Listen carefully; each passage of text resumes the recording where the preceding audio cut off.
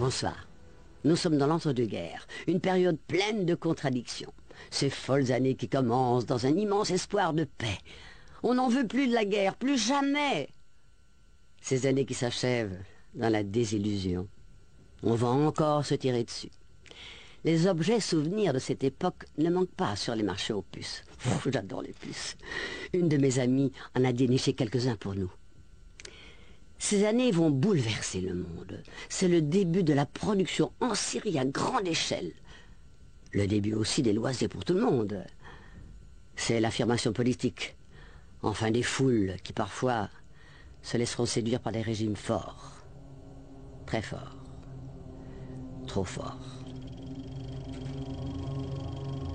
Le canon a enfin fini par se taire ce 11 novembre 1918. Et le silence qui suit n'en est que plus assourdissant. Tous les acteurs de cette boucherie mondiale en restent hébétés. Les corps sont meurtris, les villes sont effacées. Ce qui restait de l'économie de la Belgique a été pillé par l'envahisseur. Le monde entier est bouleversé à la fin de cette guerre. Le sang a redessiné les cartes. Les empires se sont effondrés. Les empereurs ont pris la fuite. Lénine est le maître à Moscou et le communisme a le vent en poupe. Allemagne, Hongrie, Italie, les brasiers révolutionnaires se multiplient.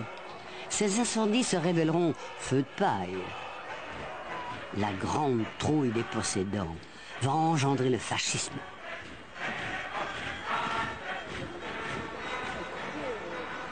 Tout cela semble bien loin aujourd'hui. Il n'y a plus que les objets et les textes qui témoignent de cette époque. Dès le 11 novembre 1918, une immense vague d'espoir fait écho au son du canon. Plus jamais cela, c'était la dernière guerre, la dernière. Enfin, on va mettre les armes au musée, et pour toujours. Albert Ier a passé la guerre à la tête de ses troupes dans le réduit de l'Isère. Il ne s'est pas rendu.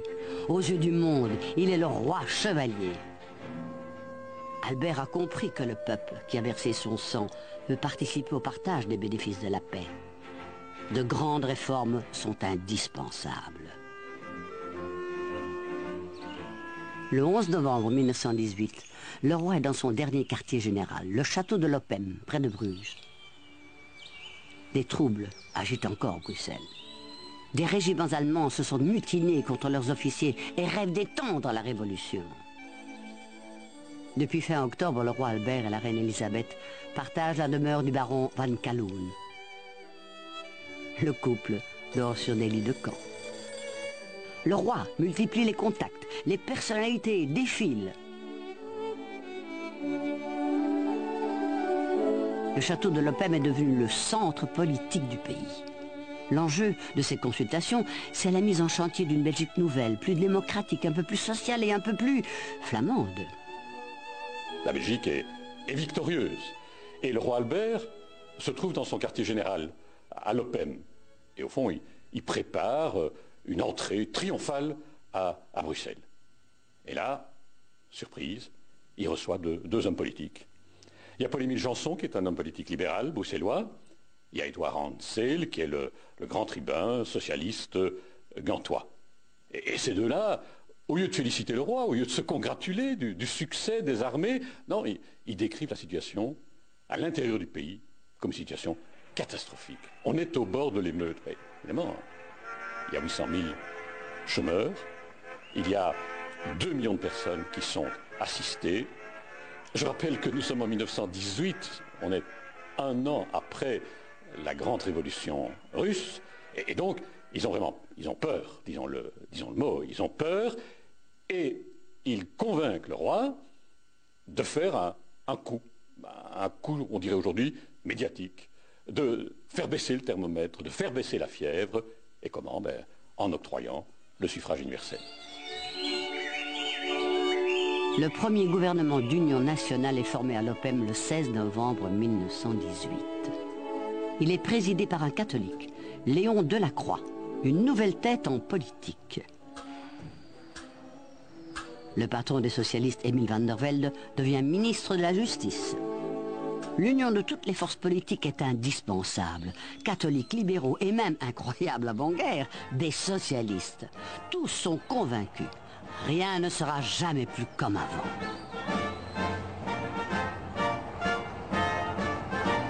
Le couple royal fait un retour triomphal à Bruxelles. La Belgique est en liesse. Elle fête sa victoire.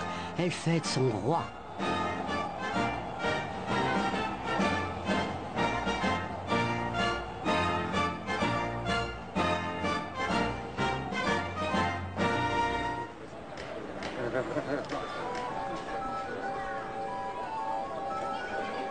Le conflit mondial s'est doublé d'une autre grande tragédie.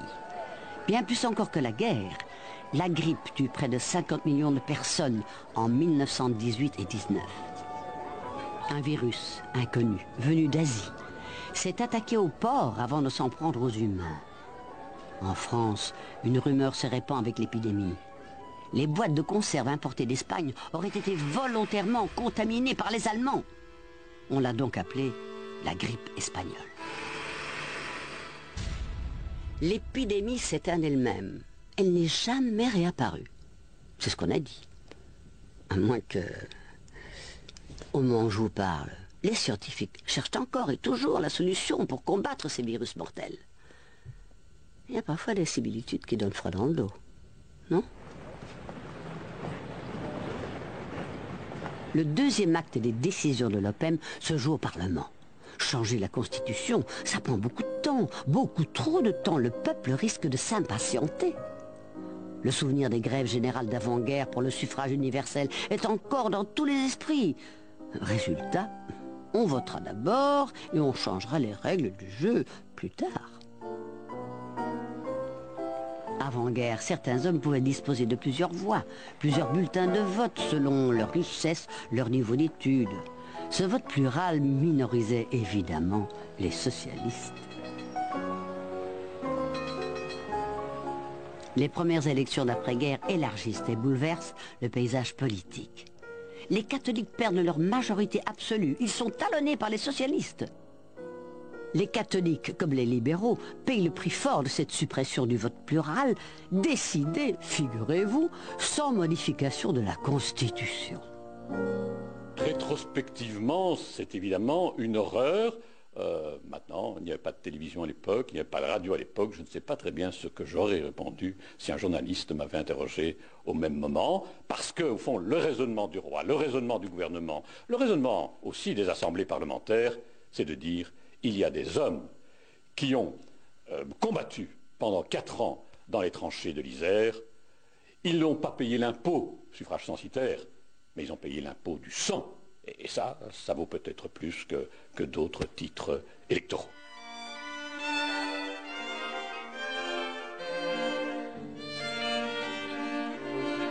Voter aux législatives restera très longtemps encore une affaire d'hommes. Les femmes devront attendre jusqu'en 1949 pour s'exprimer.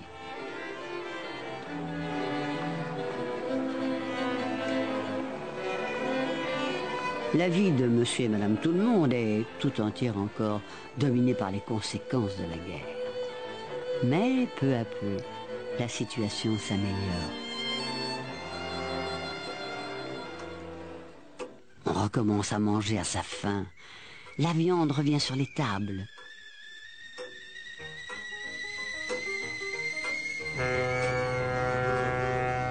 Un navire américain met le cap vers la Belgique.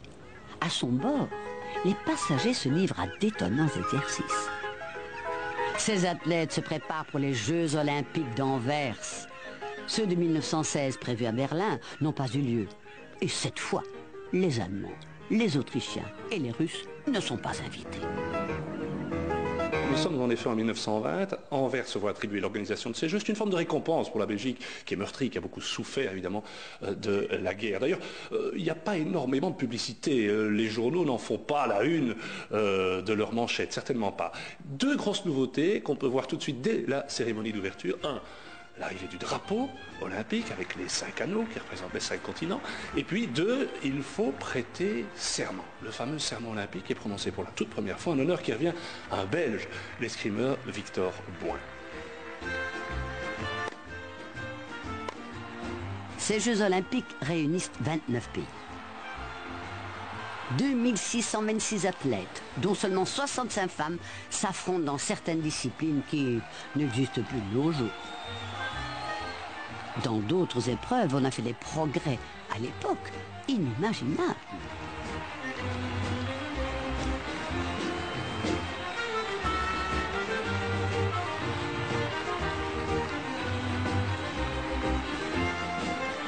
Et puis, il y a cette moisson de médailles. Je ne sais pas si vous vous rendez compte à l'époque. 42 médailles. On n'a plus jamais fait aussi bien. Dont 16 en or.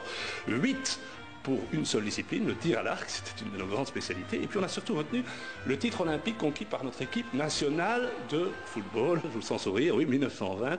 Une équipe nationale belge championne olympique. D'ailleurs, c'est à ce moment-là qu'arrive le mot « diable rouge ». Il faut savoir que nos Belges étaient tellement bons qu'on les a appelés les diables. Sans doute étaient-ils un petit peu diaboliques à cette époque-là.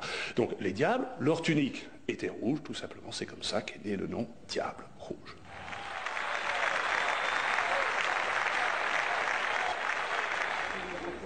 Des médailles olympiques au sport populaire, il n'y a qu'un pas. Ce pas ne sera franchi que dans les années 20. Grâce à la réduction du temps de travail, grâce aux premières réflexions sur la qualité de la vie. On ne parle pas encore de civilisation des loisirs, non, mais elle se ferait un chemin grâce à l'application du deuxième point des décisions de l'OPEM, la journée des 8 heures.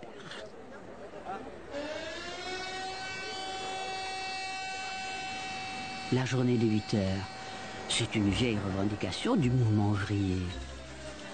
Cette revendication sera enfin satisfaite après de longues discussions au Parlement.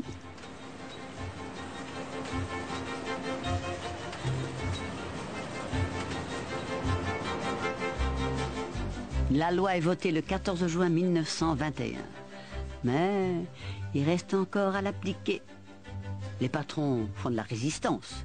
Ils ont un argument choc, la compétitivité des entreprises. Les salariés, eux, commencent à entrevoir une vie meilleure. Pourtant, les syndicats auront encore souvent recours à la grève pour faire appliquer la loi des 8 heures, leur grande conquête. Elle va changer radicalement la vie des travailleurs, parce qu'après cette loi des 8 heures sera suivie par une loi des 40 heures aussi. Ça, c'est important, parce que c'était 8 heures par jour le maximum, mais on pouvait travailler 6 ou 7 jours par semaine. Après, on est arrivé aux 40 heures.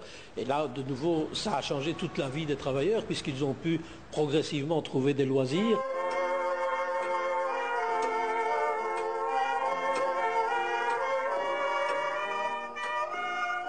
Dans les périodes précédentes, toute la vie était travaillée depuis très tôt le matin jusqu'à très tard le soir pour gagner une croûte de pain. C'est vraiment un combat syndical qui a été gagné à cette époque-là et qui a été poursuivi après pour améliorer les conditions de vie, les conditions de travail, de permettre aux gens de mieux s'épanouir, d'avoir autre chose que la vie abrutissante du travail et de voir d'autres éléments. Faites dodo, chère petite, car petit père m'a grondé, et tout envers... La thèse à ce moment-là était d'abord d'obtenir des avantages pour les travailleurs qui avaient une vie absolument exécrable, donc il fallait changer les choses. Et je crois que la preuve que les travailleurs ont faite dans la guerre 14-18 et qu'ils feront dans la deuxième guerre également, chaque fois, il faut malheureusement arriver à des guerres pour faire comprendre au monde politique que la situation des travailleurs doit être mieux respectée.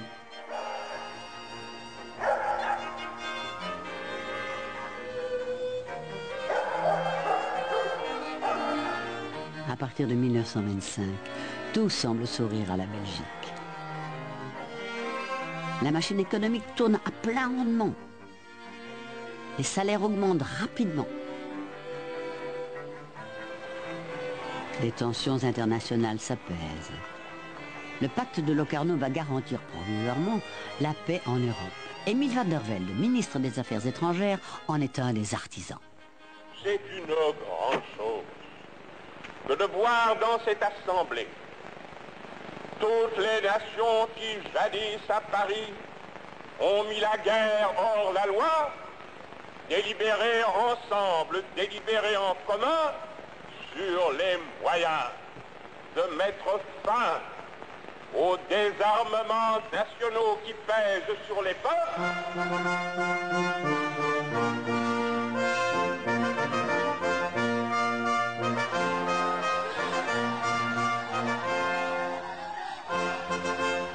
En Belgique, c'est l'euphorie, à l'image du bonheur qui vient d'unir le prince Léopold, fils du roi Albert, à une princesse venue du Nord.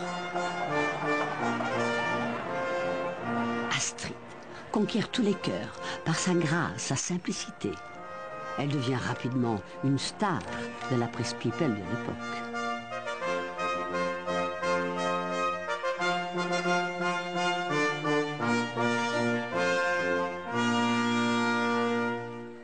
Ah, que la vie est douce, douce, couchée dans le... Les portefeuilles sont un peu plus remplis. Pour les Belges, c'est l'embellie. Le Belge a davantage de loisirs, donc il se met à faire du sport. Et le sport était jusque-là réservé plutôt à une élite. Maintenant, il devient populaire. Le saviez-vous, à ce moment-là, le troisième sport national, c'est la balle-pelote, le jeu de balle pour les puristes, qui était et qui est toujours un sport qui offre une proximité extraordinaire, inégalée entre l'acteur, le sportif et le spectateur. Mais évidemment, partout aux quatre coins du pays, on joue au football.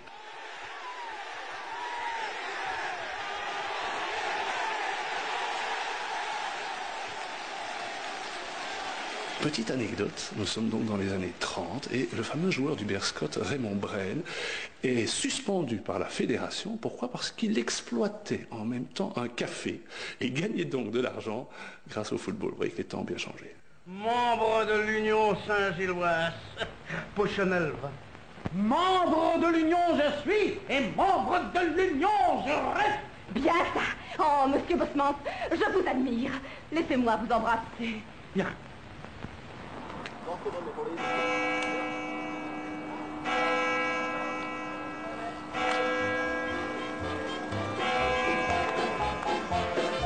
Je pense qu'on vit véritablement à cette époque-là l'âge d'or du cyclisme en Belgique. Il y a la multiplication des kermesses, les fameuses kermesses belges, surtout dans le nord du pays, mais aussi la multiplication des succès belges au Tour de France. Presque chaque année d'ailleurs, 3 victoires consécutives pour les cyclistes wallons, 3 seuls succès pour le sport wallon dans la grande boucle, avec Firmin Lambeau, qui fut le premier belge à porter le maillot jaune, et avec Léon Sieur, qu'on avait surnommé la locomotive. Cette période de succès belge va continuer, pratiquement sans discontinuer, jusqu'à 1939, année de la victoire de Silvermaas, tiens, le dernier à gagner le Tour de France avant un certain Eddy Merckx.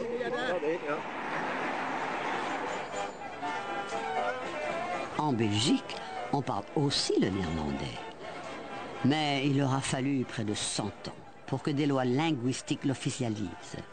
Cela ne se fera pas sans discussion, mais les régions vont désormais s'affirmer. Une nouvelle Belgique va naître.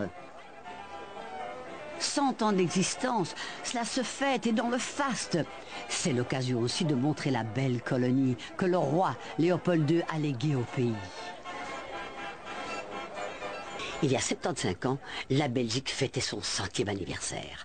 Les Belges découvrirent alors pour la première fois l'image officielle du Congo, grâce à des expositions et aux fameuses fêtes de tirage de la loterie coloniale, l'ancêtre de la loterie nationale actuelle, qui se porte toujours très bien. Merci. Où jouez-vous? Moi, oui. 1930, mes amis, c'est l'apothéose. L'imposante arche du cinquantenaire sert pour la seconde fois lors des cérémonies fastueuses du 21 juillet à Bruxelles. Des milliers d'invités se pressent autour du trône géant. Un cortège historique de 2 km traverse Bruxelles. Sur 30 chars, 300 figurants reconstituent l'histoire du pays. Le plus applaudi des figurants, c'est celui qui incarne Léopold Ier.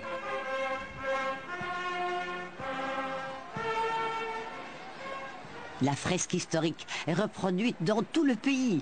Jusque dans le moindre village, on organise des cortèges où défilent les enfants des écoles, où sont évoquées la conquête romaine, la période autrichienne ou les volontaires de 1830.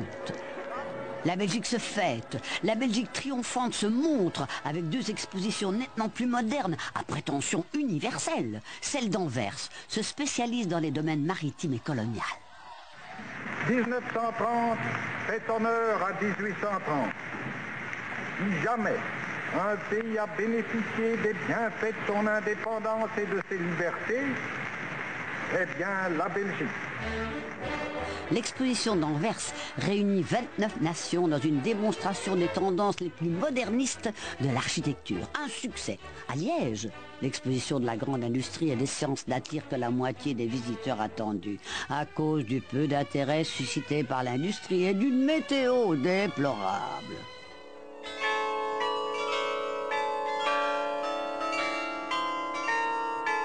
AVV, VVK, tout pour la Flandre pour le Christ. La tour de l'Isère, symbole de la lutte d'émancipation flamande, a été construite initialement à la mémoire des soldats flamands de la Première Guerre mondiale. L'inauguration du monument aux héros de l'Isère ne fut-elle pas une des plus émouvantes manifestations de la fraternité de deux peuples dressés pour la défense de leur liberté indivisible? Sur les berges de l'Isère, une majorité de soldats étaient flamands. La plupart ne comprenaient pas le français, la langue des officiers. Une injustice qu'ils voulaient voir réparée après la guerre. Le roi Albert leur promet de flamandiser l'université de Gand, d'obtenir le droit de former des cadres en flamand. Promesse difficile à tenir. Les élites considèrent que le mouvement flamand a collaboré avec l'occupant. Pourquoi? Parce qu'il y avait déjà un mouvement flamand avantagé par l'occupant allemand. N'oubliez pas que durant la Première Guerre mondiale, on a divisé la Belgique en deux régions, une du nord et une du sud, avec une capitale notamment à Gand et à Namur. Étonnant phénomène qui visait, comme on l'a vu en 40-45, que l'occupant désirait séparer les populations.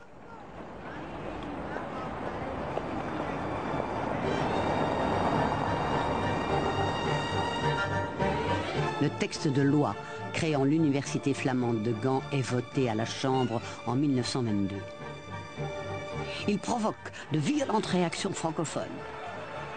De nombreux patriotes y voient une atteinte à l'unité du pays.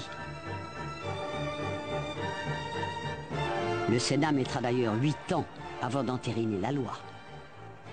L'occupant allemand avait contribué à flamandiser l'université de Gand et la réaction patriotique était de non, jamais. On revient à l'université, l'enseignement en français. Mes parents, et ma famille habite en Flandre depuis 5 siècles, ont été éduqués en Flandre, mais en français. Au collège de Narde ou chez les bonnes sœurs d'Alost, l'enseignement se faisait en français. Une nouvelle Belgique s'affirme. La Flandre, la Wallonie et Bruxelles sont désormais des territoires délimités par les lois linguistiques de 1932.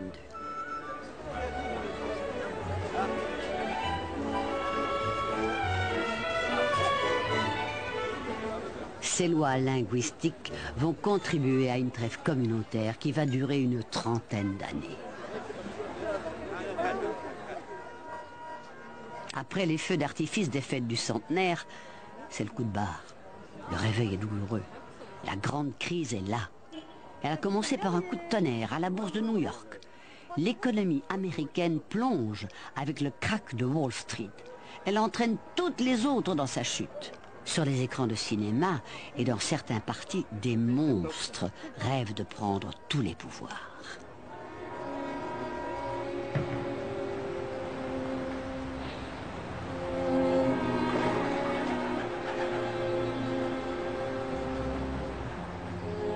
La Belgique est cruellement touchée par la crise.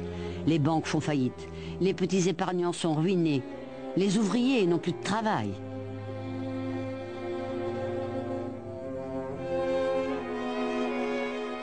À l'époque, la banque fermait, les entreprises qui en dépendaient fermaient également, et des gens qui travaillaient dans l'industrie se retrouvaient, on dirait aujourd'hui au chômage, à l'époque ils se trouvaient simplement sans emploi et sans revenus.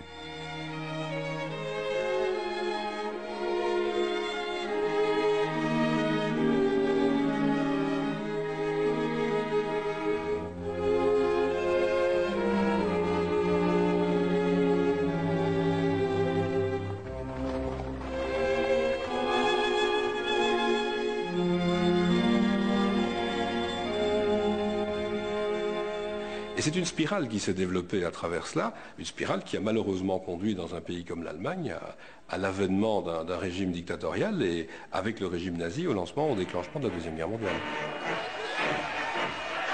Le monde moderne semble ne pas tenir ses promesses. La démocratie est secouée par des scandales. Les hommes politiques sont en panne de réponse. En Allemagne, Hitler profite du mécontentement et des élections et il accède au pouvoir.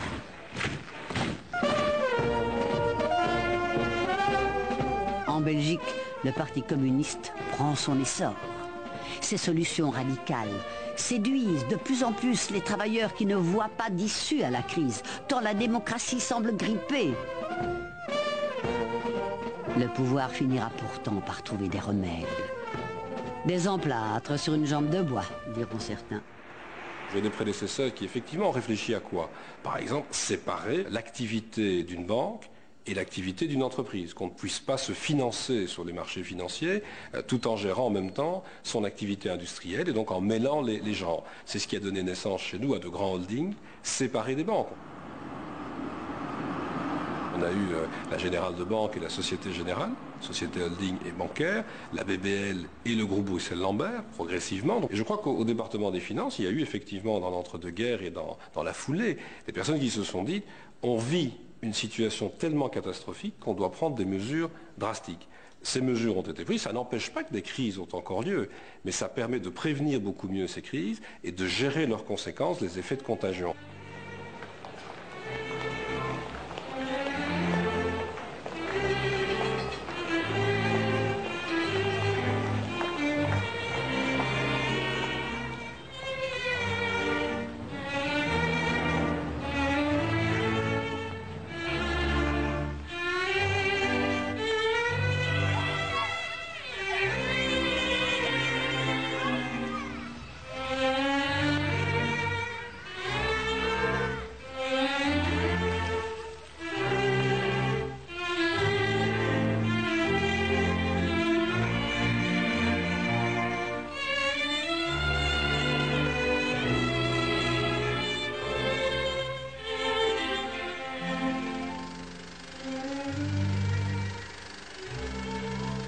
Le cinéma, ah ça, c'est le grand loisir du moment.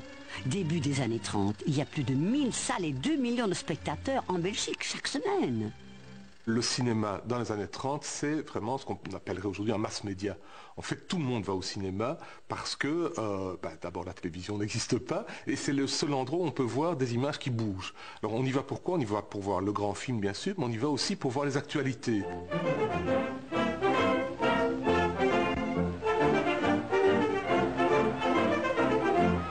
Monseigneur, Mesdames, Messieurs, c'est bien volontiers que je me suis rendu à l'aimable invitation de la commune de Châtelet et du comité du centenaire d'Octave Firmé. Témoignage de notre affection profonde, expression de nos vœux les meilleurs pour toute la famille royale.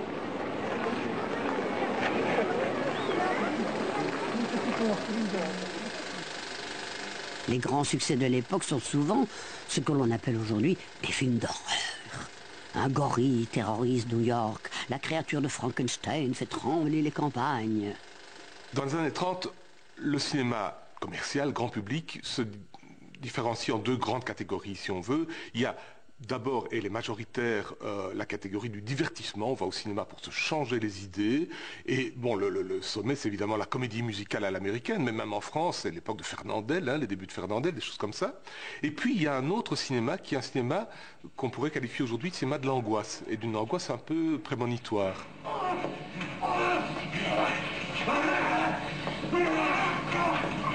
Cette angoisse, elle s'exprime essentiellement dans les personnages des monstres qu'on peut voir au premier degré, mais qui sont aussi des métaphores. Il ne faut pas avoir fait de longues études de sociologie ou de psychanalyse pour comprendre qu'il y a quelque chose qui se passe quand, en 1933, à la fois King Kong sort sur les écrans et Hitler prend le pouvoir en Allemagne. Il y a là une relation qui est, je pense, évidente.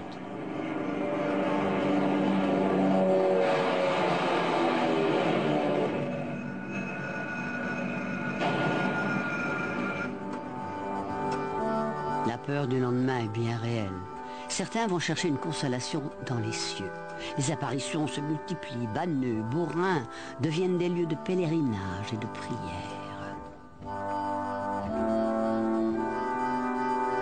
Beaurain connaît tout d'un coup une vogue extraordinaire depuis que quelques enfants ont prétendu avoir vu la Vierge leur apparaître telle que la représentent les Saintes Images. Le théâtre de cette apparition se trouve à la sortie du bourg, dans le jardin du couvent des Sœurs de Notre-Dame. Dans ce jardin est une petite grotte devant laquelle des dévots viennent prier dans l'espoir de voir la divine apparition. Beauringue va en quelques jours connaître le succès des plus célèbres buts de pèlerinage. Les auberges vont refuser du monde et déjà on n'y entend plus parler de la crise. Dans cet océan d'incertitude, la personnalité du roi chevalier fait figure de phare. Mais le destin est cruel. Le royal alpiniste se tue lors d'une modeste escalade. Le phare s'éteint et on priera pour lui aussi. Voici pour nous tous l'instant de la séparation et pour cette minute de l'adieu suprême à notre roi, unissons nos pensées en une même méditation.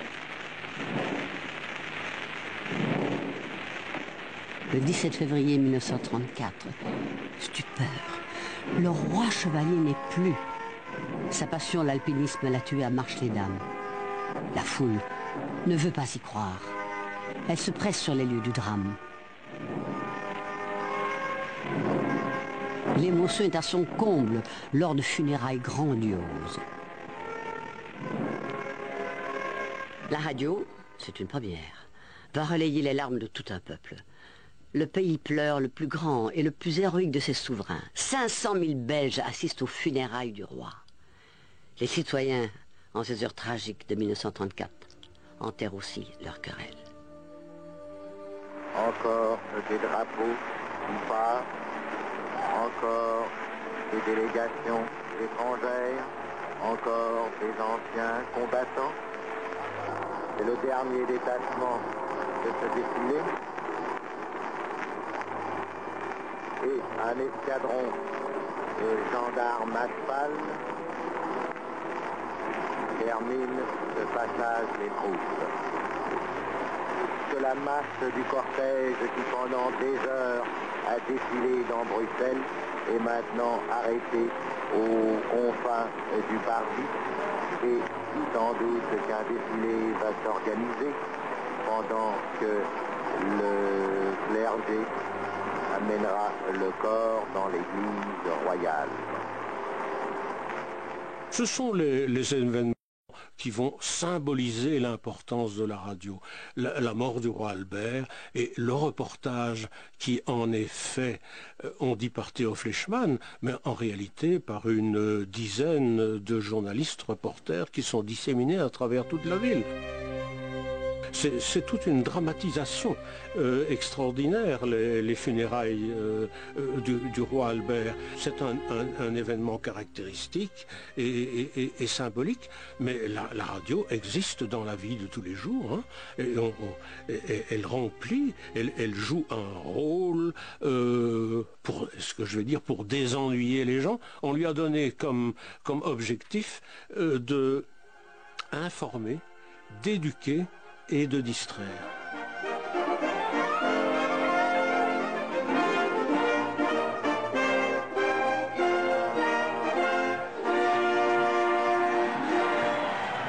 La radio est évidemment présente lorsque, dans une ferveur jamais vue auparavant, Léopold III monte sur le trône. Léopold apparaît comme la réincarnation d'Albert.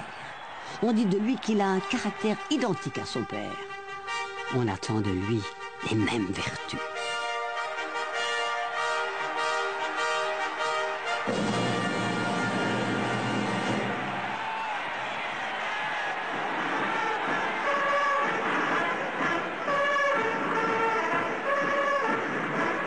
En passant ses troupes en revue, Léopold III s'inscrit rapidement dans son cadre de chef militaire. La Grande Guerre est encore dans toutes les mémoires et tout ce qui s'y rapporte est proche du sacré.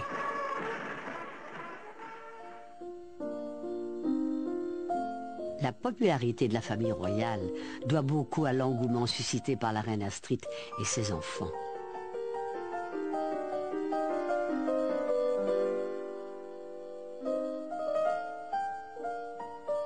Le 25 août 1935, une abominable nouvelle frappe le pays. La voiture royale a quitté la route à Küsnacht, en Suisse. La reine Astrid est morte. Pour la seconde fois, en quelques mois, le destin assigne au peuple belge un rendez-vous tragique. Le voici aujourd'hui, rassemblé autour de sa reine morte, ainsi qu'il se pressait, il y a 18 mois, autour de son roi foudroyé. Entre 30 et 40, le nombre d'auditeurs va passer de 100 000 à 1 million.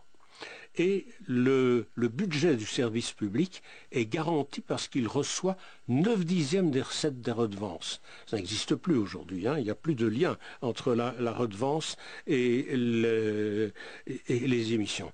Mais vous imaginez que les ressources de l'INR vont grandir d'année en année. L'Institut national de la radiodiffusion achète un terrain de 4000 m², place Flagey à Bruxelles. La construction de la maison de la radio prendra 4 ans. Elle s'achèvera en 1939. Le bâtiment est unique en son genre. 6 salles de concert, 4 studios spéciaux. Ces salles restent aujourd'hui encore, je peux vous le dire, le fin du fin de la technique acoustique.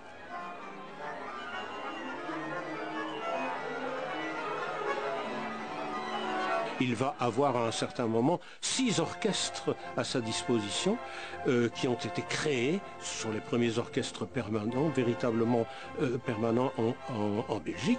Et il faut bien songer que le disque existe et on utilise le disque à la radio, mais le disque est insuffisant en quantité, il n'a pas assez de variété. Donc on utilise les orchestres qui jouent tous les jours à midi et le soir.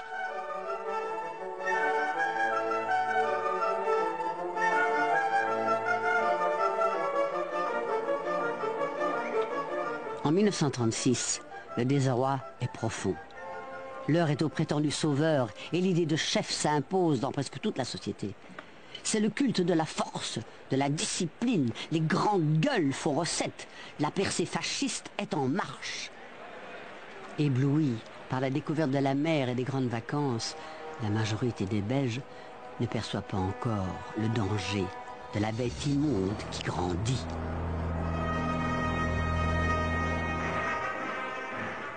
L'extrême droite monte à l'avant-scène.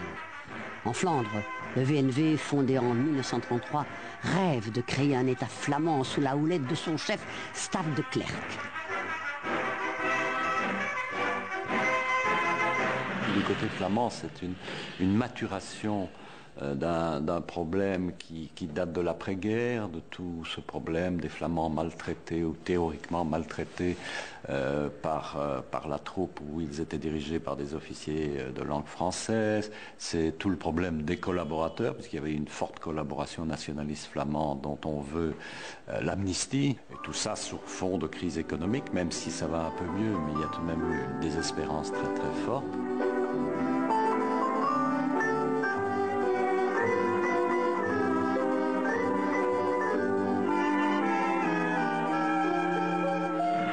En Wallonie et à Bruxelles, un certain Léon de Grelle va rafler la mise.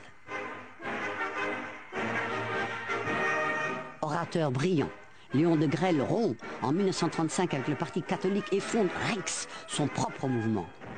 Sa campagne consiste à fustiger le monde politique présenté comme totalement corrompu. Balayons les pourris, nettoyons les écuries. Des slogans choc, c'est court, c'est peu, mais ça marche. Du côté francophone, avec De Grelle et avec Rex, vous avez évidemment le même fond sorti lente d'une crise très virulente sur le plan économique. Et alors vous aviez eu toute une campagne sur le monde politique pourri qui avait été orchestrée de façon tout de même très très forte. c'est tout ce climat fait à la fois de tous ces malheurs des années 30, auxquels vous ajoutez une attaque frontale contre le régime parlementaire, vous avez l'environnement international, c'est tout cela qui en grande partie explique ces événements.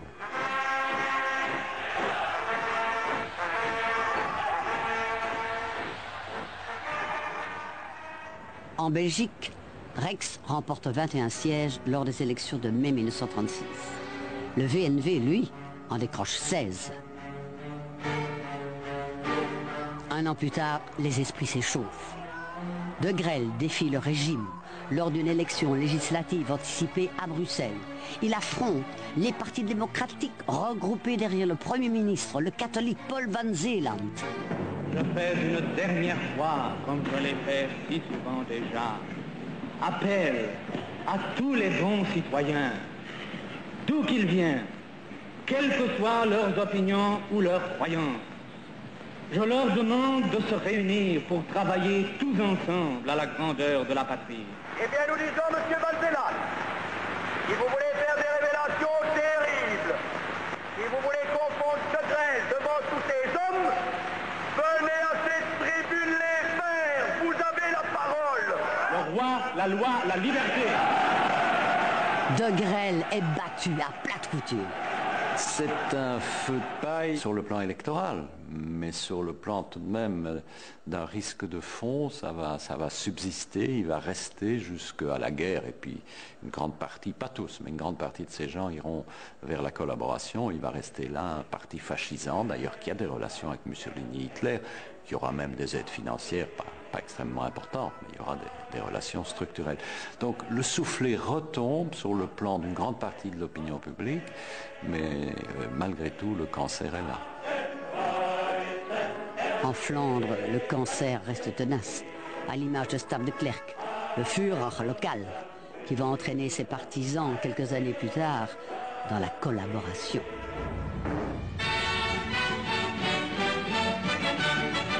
En 1936, de nombreux Belges vont découvrir un nouveau monde. Après une vague de grève, les travailleurs obtiennent enfin 6 jours de congés payés par an. Pour beaucoup, ce sera l'occasion de voir la mer pour la première fois.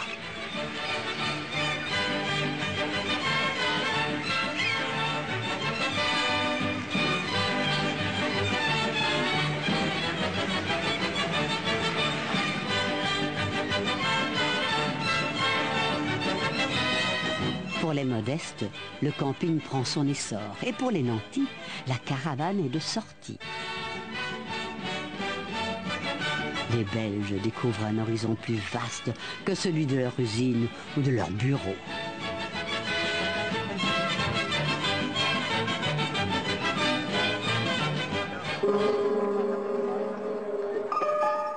Le retour de vacances est amer.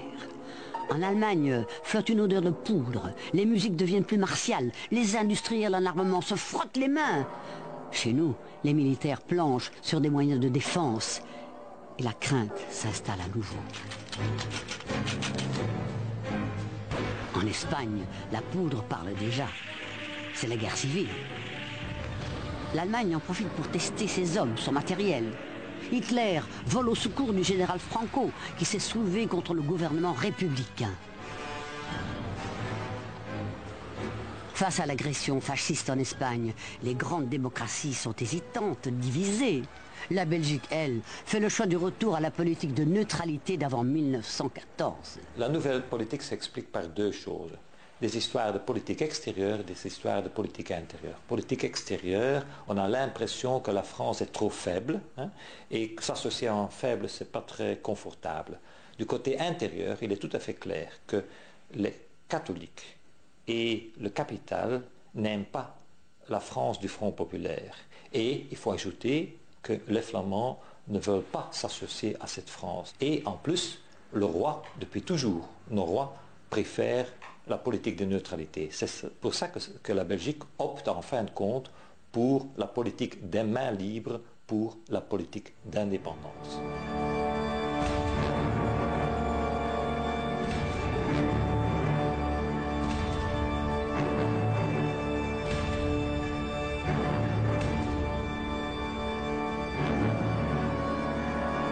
Pour protéger sa neutralité, la Belgique s'entoure d'une ceinture de béton. Le gouvernement et les militaires misent beaucoup sur les forts de la région de Liège, surtout celui d'Ébène et Mal, le meilleur du monde, croit-il. Les hommes politiques sont en général des anciens combattants. Leur idéal, c'est une tranchée, mais une tranchée bien préparée, donc avec du béton, avec des fortins, etc. Et on verra que toute la discussion au sein des gens qui réfléchissent à la chose en Belgique est une discussion entre béton et mobilité. C'est une discussion entre une armée de masse et une armée performante, motorisés, type chasseurs ardennais, cyclistes sur les frontières, une cavalerie montée, etc. L'homme s'est incorporé sa création. Sa machine et lui ne font qu'un. Sa machine obéit à sa volonté. Soldats de Flandre, soldats de Wallonie, nous savons que le pays peut compter sur vous pour conserver intact ses biens, sa liberté, son honneur.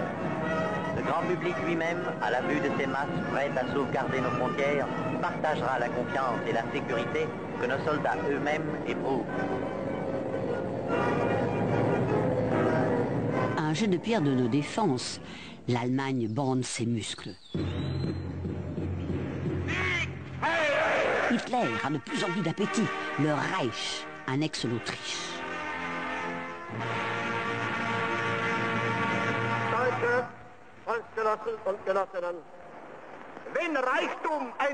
Lorsqu'à son tour, l'intégrité de la Tchécoslovaquie est menacée, ses garants, le Britannique Chamberlain et le Français Daladier, foncent à Munich pour négocier. Ils finissent par laisser les mains libres au Führer et reviennent dans le soulagement général. La guerre est évitée, pour le moment. À leur retour, Chamberlain et Daladier sont accueillis comme des héros. Les cons s'ils savaient, dira alors Daladier. Se doit de faire une politique prudente et les hommes qui dirigent la Belgique se doivent de vivre avec cette idée que la guerre n'est pas inévitable, que la guerre peut être évitée, se doivent de vivre avec cette volonté de lutter pour apporter leur contribution à la paix du monde, mais pour faire aussi tous leurs efforts, pour si par malheur la guerre éclatait, leur pays soit préservé de cet abominable fléau. Cette politique sera soutenue par, disons, 80% des Belges. Si on réfléchit bien, ce sont seuls les socialistes wallons qui auparavant étaient antimilitaristes et qui parlaient du fusil brisé, qui voient le danger. Mais la droite en général croit, avec la grande masse des Belges, s'en sortir par cette politique de neutralité.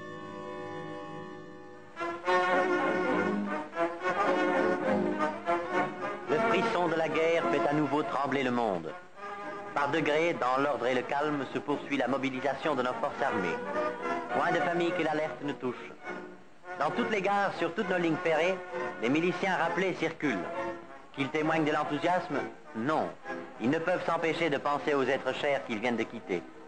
Mais le devoir à remplir l'emporte. Les gens qui ont vécu la Première Guerre mondiale ne pouvaient pas s'imaginer une répétition.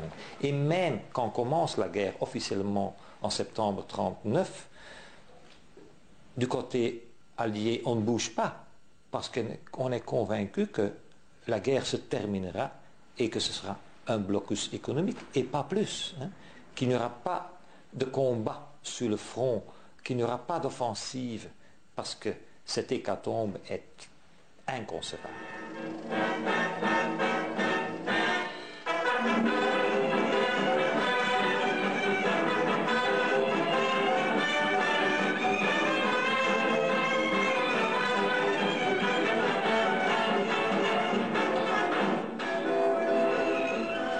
Tout va très bien. Nous ne risquons rien. On veut encore le croire en cette fin des années 30. Personne n'ose imaginer le pire, mais tout le monde le redoute. On le sent, on le sait, les armes vont resservir, et elles sont plus performantes, bien plus efficaces que 20 ans auparavant. Mais rassurez-vous, tout va très bien. À la semaine prochaine. Musique.